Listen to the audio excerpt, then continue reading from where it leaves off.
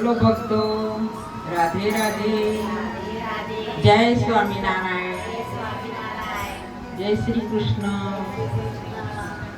અમારે એક સબસ્ક્રાઈબર છે, એમનું નામ દેવીલાબેન છે. એ નડિયાદ ડભોણ આવેલું છે, તૈના વતની છે. એ અમારા ભજન દરરોજ જોવે છે. એમને અમારા ભજન ગમ્યા તો એમને એવું કહ્યું કે પુરુષોત્તમ માસ આવ્યો છે તો મારા વતી તમે ભજન કરો દરરોજ.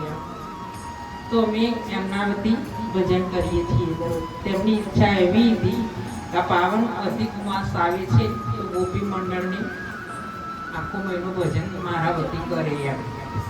તો અમે એમના માટે આ ભજન આજે બેઠા છીએ. મંડળની બહેનો એમને દાન પુણ્ય માં ભાગીદાર બની અને રોજ ભજન કરીશું, એવું ભક્તિ કરીશું એવું અમે એમના કહ્યું હતું. એટલે અમે આજે ભજન બેઠા છીએ એમના માટે. તો છેલ્લા દિવસે એમના તરફથી મોટો પ્રોગ્રામ રાખેલો છે.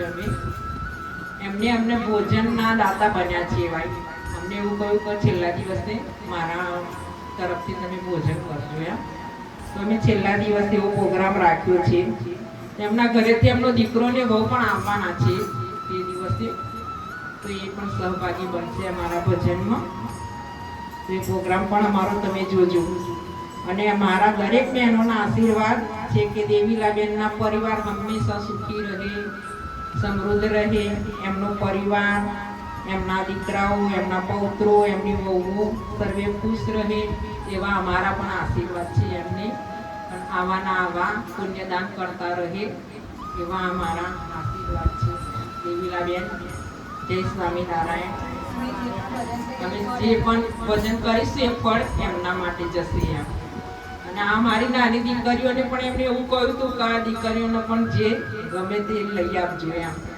તો કપડાં જેવું અમે એમને પણ લઈ આપીશું.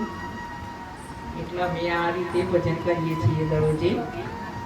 અમે એમના આભારી છીએ. જય સ્વામિનારાયણ.